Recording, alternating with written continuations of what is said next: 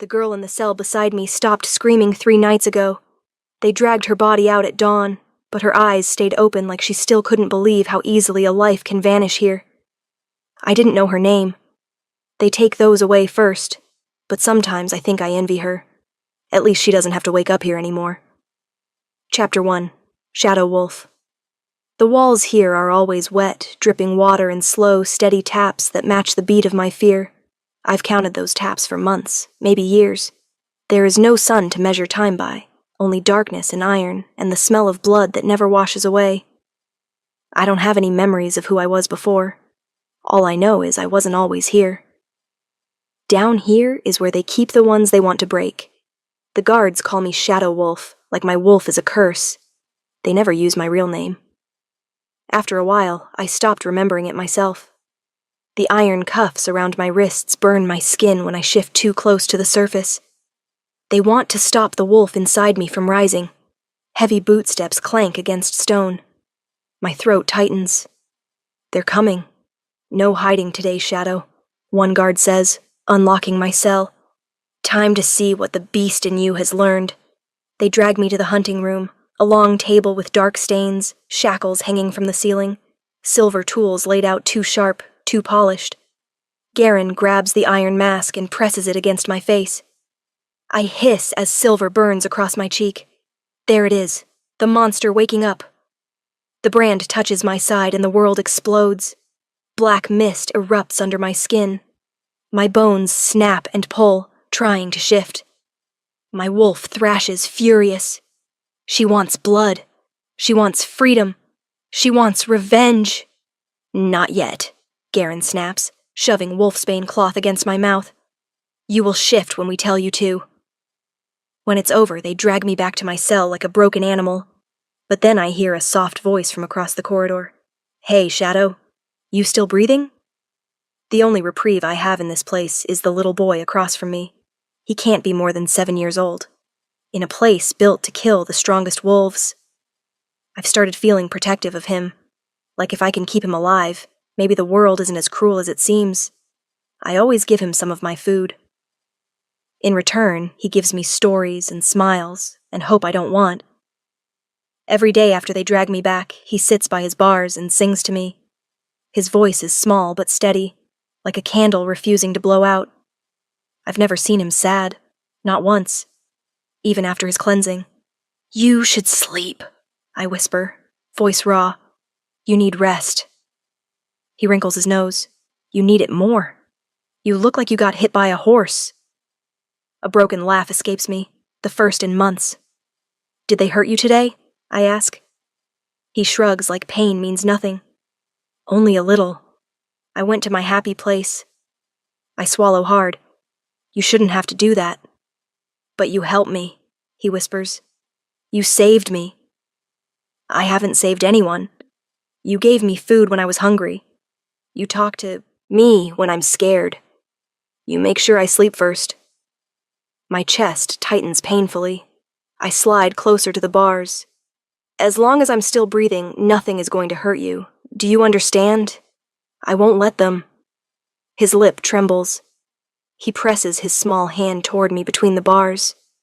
I reach out, covering his fingers with mine. He's warm, soft, human, in a place trying to make us animals.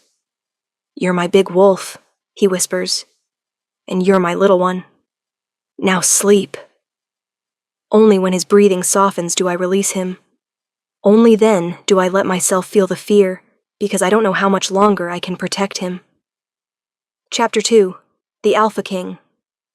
The next morning, guards come for the boy. They grab him, jerking him forward so hard his feet barely touch the ground. No, please take me, I shout, gripping the bars. They ignore me. Hours later, his screams suddenly stop. When they return him, they throw his small body onto the stone. He doesn't move at first. My heart shatters. Little wolf, I whisper, fingers trembling. A thin breath escapes his lips. He curls into himself, shaking violently. I'm here. I'm still here. Then bootsteps return. They unlock my cell, not to drag me to torture, but to add heavier chains. Thick silver cuffs clamp around my wrists and ankles, tighter than before. Fresh wolfsbane smeared on the metal makes me gasp. When they move to the boy's cell, I lunge toward the bars. He just came back! Leave him alone! A guard grabs me by the hair and yanks my head back. Quiet! You'll speak when commanded. Cell after cell opens. Wolves shuffle out. Young, old, broken, barely alive. Dozens of us, all chained, all shaking. They herd us down a corridor into a massive hall. A throne room carved from black stone, lit by towering torches. And sitting on the throne is her, the Luna. The moment I look at her, white-hot pain explodes in my skull. I gasp, clutching the little boy as memories slam into me without warning. Her face, but softer, gentle. We're in a bright room. She stands behind me, weaving ribbons through my hair, humming. "You look beautiful, Luna," she tells me, smiling at my reflection. A woman who cared for me, who dressed me, who called me Luna. My breath fractures because I remember her. In my memory, she was soft and kind. Now she looks at me like she wants to watch the light leave my eyes. Her gaze slides over everyone until it finds me. Then the boy in my arms. Her lips curl. Well, I suppose some things just can't be forgotten. A chill runs through me. She knows us. She knows me. A guard bursts into the hall, chest heaving. "The Alpha King is here!" Everything stops. The Luna's face drains of color. She shoots to her feet, panicked. "What is he doing here? He wasn't supposed to return yet." Her gaze flicks to me, to the boy. "Take those two away. Now!" But before the guards can move, the heavy doors slam open. He walks in, the Alpha King. The room shifts around him. Power radiates from him in storm winds. He stands tall and broad-shouldered, dressed in deep obsidian armor. His eyes sweep the hall, cold, calculating, dangerously alive. Then his gaze freezes on me. On us. His entire body goes rigid. His nostrils flare. "Move," he says to the guard blocking us, voice carved from pure dominance. The guard scrambles aside. The Alpha King takes one step toward us, then another, his eyes locked on mine, burning, desperate, disbelieving. "Layara," he breathes. The name hits me like a punch. "Layara, is that me?" His hand rises, trembling, and he touches my cheek like he's afraid I'll vanish. "How? Is that really you? Gods, I thought I lost you forever." Then his gaze drops to the little boy clinging to my side. Their eyes, matching, collide. The Alpha King sucks in a breath. "Ren. My son. My boy." He pulls us both against his chest. Too tight. Too fierce, like he's terrified the world will rip us away again. I freeze in his grip, heart thundering. His warmth feels like home I shouldn't remember. Over his shoulder, the Luna glides forward, smile soft and trembling. "Your Majesty, we found them here in this fortress. The Blue Moon Pack recently fell to our forces. I had no idea they were hiding wolves who disappeared over the years, including Layara and Ren." She presses a hand to her chest. "I was just as shocked as you are. I was merely ordering the guards to wash them clean so you wouldn't see them in such a state." The Alpha King doesn't look at her. He only looks at us. Then his eyes register the bruises, the cuts, the burns. His expression changes. A deep, guttural growl tears from his chest, the kind that shakes walls and freezes blood. "Who dared to lay their filthy hands on my wife and my son?" Every wolf drops to their knees. Some tremble, some whimper. None dare breathe. The Luna flinches, but recovers quickly.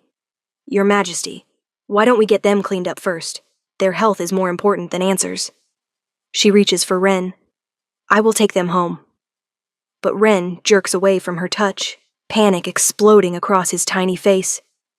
He buries himself deeper into my arms, shaking violently. The king sees it. His wolf surges. His eyes flare gold. "You will not touch them." His voice is razor-sharp dominance. He turns, slightly shielding us with his body. "I will take them home." For the first time since he entered, he looks at the Luna. Really looks. And you will truthfully explain to me why my mate and my heir were found in chains. The Alpha King adjusts Ren in one arm and sweeps me up with the other. He holds us like we belong there, like we always have. He turns toward the doors, but then he pauses, slow, deadly. His gaze locks onto the guard who grabbed my hair earlier. You touched my mate. The guard barely has time to inhale before the king moves. A blur of silver and shadow. A sickening crack. The guard drops. Neck snapped clean. Silence swallows the hall. The king's voice rumbles through the terrified wolves. Unchain every prisoner in this fortress. Now! He looks down at me, at Ren. The world will never be the same. He strides toward the doors, carrying us with him out of the darkness. Chapter 3. Coming home. The carriage clattered down the path toward the castle. Ren slept in my lap, small hands curled into my torn clothes. The Alpha King sat across from us, his eyes never straying. Don't call me Alpha, he said quietly. Only Roden, please. The simple request made something twist inside my chest. He told me everything. You were my Luna, my beloved. His voice cracked, and Ren. His eyes softened. Our son. My son. The air left my lungs. The little boy I protected was mine. He was home. Tears slipped down my cheeks. I brushed a curl from Ren's forehead with shaking fingers, terrified this was another cruel trick. How? How did we end up there? Roden swallowed hard. You were taken years ago. The Blue Moon Pack stole you from under our guard's protection. We searched until there was nothing left to burn or bleed. Then, about a year later, they came back for Ren, too. My stomach dropped. Neither of us remembered being taken. We believe someone from within our own ranks betrayed you, and seeing the Luna there makes me believe she might be the one. My mind spun. Who is she? And how is she Luna now? Roden finally looked away, anger storming across his expression. Lysandra, your closest friend, the one you trusted most. The name felt like ice, familiar and hateful. When the council demanded I name a new Luna, I refused. I waited for you. His gaze returned to me, burning. I would have waited forever. Then why her? He shut his eyes. Because she vowed to raise Ren as her own, should you never come home. But of course he was taken too. My heart cracked. She vowed to protect him, but she was there watching him broken. Layara, Roden's voice dropped to a whisper. Do you truly remember nothing? Not me, not Ren, not your life? I swallowed. There are flashes, moments, a hand in my hair, ribbons, sunlight, but they're like smoke. He leaned forward, fists trembling. What did they do to you? I forced myself to breathe. They called it cleansing. They chained me, burned me, forced silver into my skin whenever my wolf tried to surface. They beat Ren when I refused to comply. My throat closed. They wanted obedience, silence, fear. Then a memory fragment hit me, a guard's voice. We need her obedient before the Luna returns. My breath stuttered. That guard said I had to be obedient for the Luna. Roden went still, his wolf surging. This confirms it. She took you. I hugged Ren closer. We don't know that. Don't do anything rash. Roden's jaw flexed. They must have used something to suppress your memories. Magic, wolfsbane, trauma. All three, perhaps. But they did not break you. I feel your wolf. You are still in there. I wanted his words to anchor me, but doubt clawed at my ribs. If I was once strong, why couldn't I fight them? He sat beside me then, brushing his fingers, against my cheek. Soft, slow, reverent. You survived what no one else has. Strength isn't never falling, Layara. It's rising again, even when everything in you is broken. Something warm spread through my chest. Now, whoever betrayed us, whoever orchestrated your disappearance. His eyes darkened into something terrifying. I will find them. The carriage rolled to a stop. "We start over," he promised, extending his hand. "Together." I took his hand. Not because I remembered him, but because I wanted to believe I could learn how to be whole again. Chapter 4. The Truth Stone. The castle loomed like a memory I couldn't access. Servants gathered, some gasping, some weeping. One voice broke through, a healer with silver hair and moss-green eyes. "Oh, stars preserve us?" Her fingers hovered above my burned wrists. "Who did this to you?" I opened my mouth, but no name came. Only screams, only fire. "I don't know." The healer cleaned our wounds slowly, carefully, but even her gentleness sent shocks of remembered agony up my arms. Roden noticed the panic rising behind my eyes. "You do not have to force the memories. We have time." But did we? Because behind us, beyond the doors, I could almost feel her watching. Lysandra. The next few days passed in quiet routines. Wren and I visited the infirmary every morning. The healer examined my scars. "In a month, the wolfsbane and silver should be flushed from your system. Then your wolf will rise again."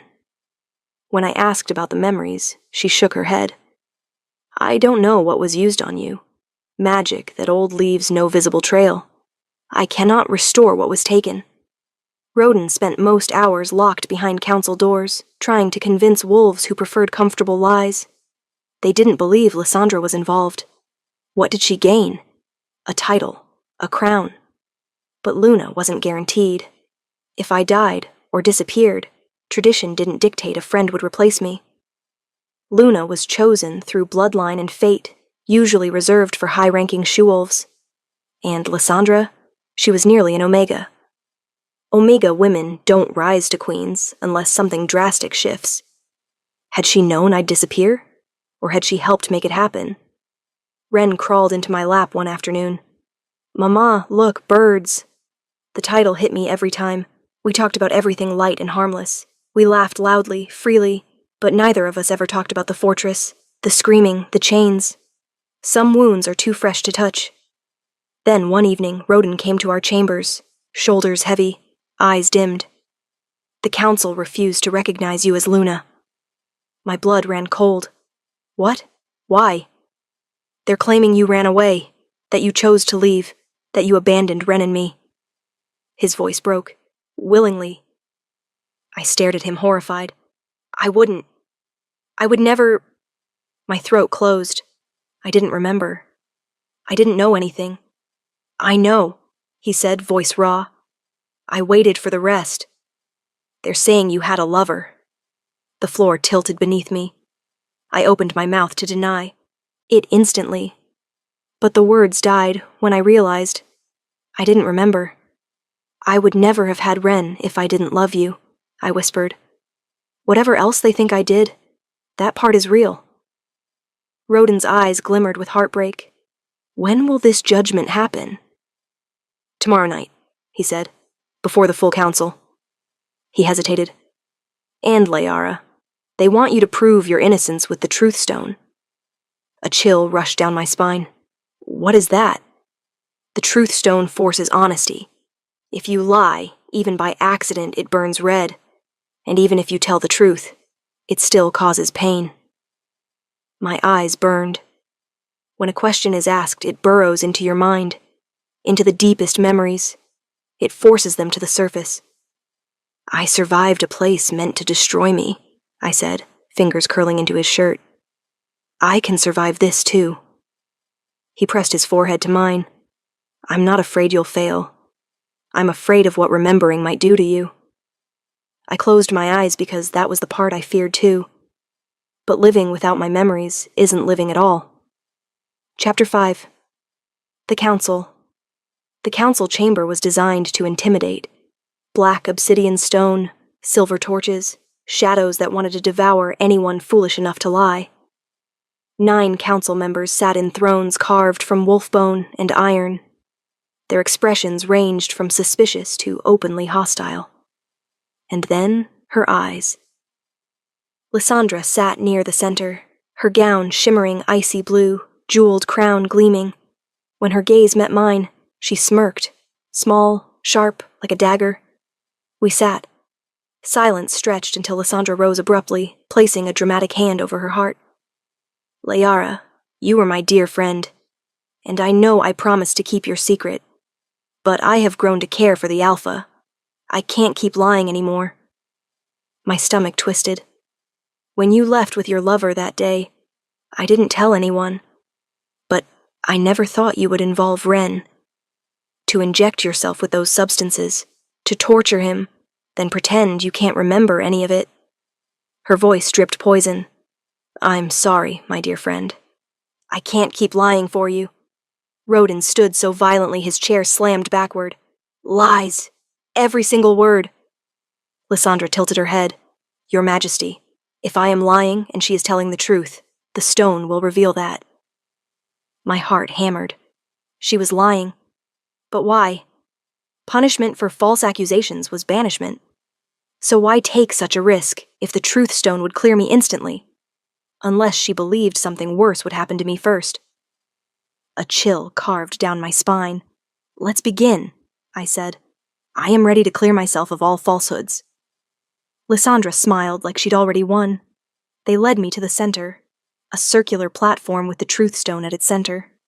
A jagged crystal the size of a wolf's skull, black glass threaded with veins of molten silver. A man stepped forward, his features resembling Lysandra's so clearly it made my stomach twist. Family. I will ask you 3 questions. You will answer truthfully.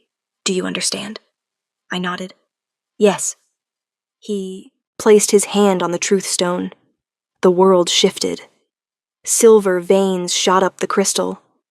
A force slammed into my skull, invasive and violent, digging through me like claws. I screamed, Did you leave the palace willingly years ago? The stone ripped my consciousness backward. A memory flickered. I was running from the palace gates, breathless, shaking, terrified.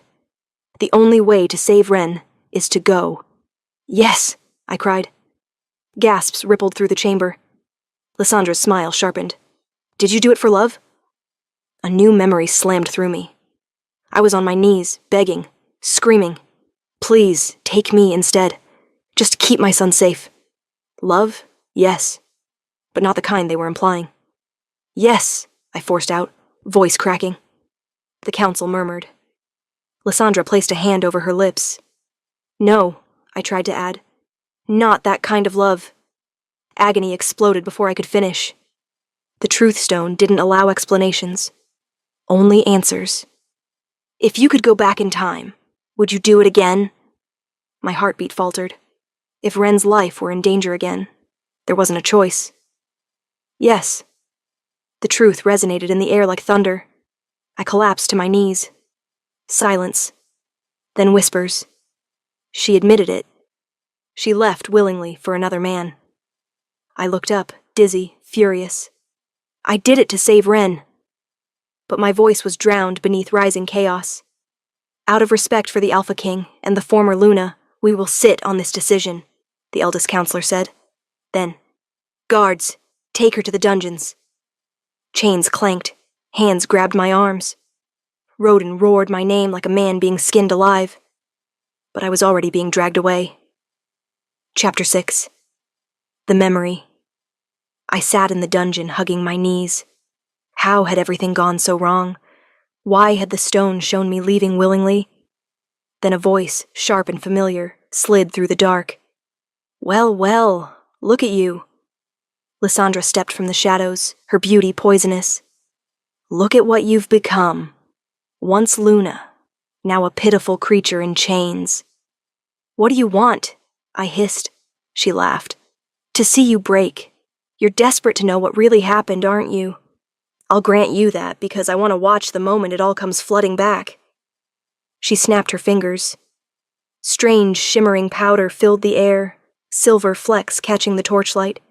It burned when I breathed it in. Remember, she whispered. Pain exploded behind my eyes. Then the memories came, the happy ones first. Roden's smile, Ren's birth, Lysandra's laughter as she helped me braid my hair, afternoons in the garden. She had been my closest friend, But then the light twisted. The night of the ball. I hadn't planned to attend. Ren had a fever. Lysandra entered the room. Go, Layara. Have fun. I'll stay with him. I shook my head. He's burning up. You're Luna. People will talk if you're not by Roden's side. I finally agreed. But I never reached the ballroom. Something struck the back of my head. The world went black. When I woke, my wrists were bound. Lysandra stood over me, her face twisted into something monstrous. Lysandra, what are you doing? She laughed cold and hollow. Did you really think I was loyal to you? The perfect Luna with a king who worships you. Why? I've never done anything to you. You exist. That's reason enough. She smiled. I've poisoned Ren. If you want the antidote, you'll leave the palace willingly tonight and tell no one. Terror rooted me in place. You're lying. Then take a gamble on your son's life. Tears blurred my sight. How do I know you'll give him the antidote? She raised a knife, slicing her palm open. Then she took my hand, cut it too, and pressed our wounds together. By the moon, she vowed, I will not kill you or Ren as long as you leave the palace now and forever. A blood oath. Unbreakable. Fatal if betrayed. So I left that same night, barefoot, silent, terrified. But after I passed through the gates, shadows lunged from the trees. Wolves reeking of wolfsbane dragged me away, screaming. When I woke again, I was in that cursed fortress. The memory shattered. I gasped as the dungeon returned. Lysandra stood above me, watching with cruel delight. There it is. That's the look I wanted. I lunged at her. You did all this just to be Luna? Of course. But it wasn't enough. After you were gone, Roden swore he'd never touch another woman. So I took Ren. I thought if he lost his heir, he'd realize he had to produce one with me. I froze. He never did he? Her eyes flashed with anger. No, he's too stubborn, too obsessed with you. But why torture me? Why erase my memory? You already won. Because I needed you broken, so your wolf wouldn't call to his, so you'd forget why you had a reason to fight. I stared at her, fury tangling inside me. And now, you'll be gone for good. The last question, whether you'd do it again, was planned. You said yes. That means no remorse. Even if Roden pleads, he can't argue. Her laughter echoed through the dungeon. Then she turned, walking back into the shadows. I stood there, breathless, trembling, my memories burning through me like wildfire. She thought she'd broken me. She thought she'd won. But for the first time since I woke in that fortress, my wolf stirred inside me, whispering one word through the dark. Fight. Chapter 7. The Luna rises. I woke to a ruckus, shouts and clanging iron. Roden's voice cut through it all, raw and ragged. Guards hauled me upright. My legs felt like lead. But when I saw Roden, when I saw Ren, my heart did something I hadn't felt since I woke in that cursed place. Ren barreled forward, throwing himself into my arms. Mama! I laughed then, an awful, bright sound. He clung to me, and for a moment the world narrowed to just us. The High Chancellor rose. Out of respect to the Alpha, we will not cast her out this instant. She will be escorted from the palace properly. I bolted across the chamber and kissed Roden hard, because I needed to memorize the feel of him. He wrapped his arms around me. I will find you. I will not lose you again. Then Lysandra's voice cut through like a blade. Where do you think you are going with the heir? The words dropped into me like ice. You can't take him, I said. You were banished, not the heir. Leave him. A guard's hand closed over Ren's small shoulder. He gripped me with both hands. Mama, he whimpered. Lysandra stepped forward and took him as if he were an object. Do not worry, he is in good hands.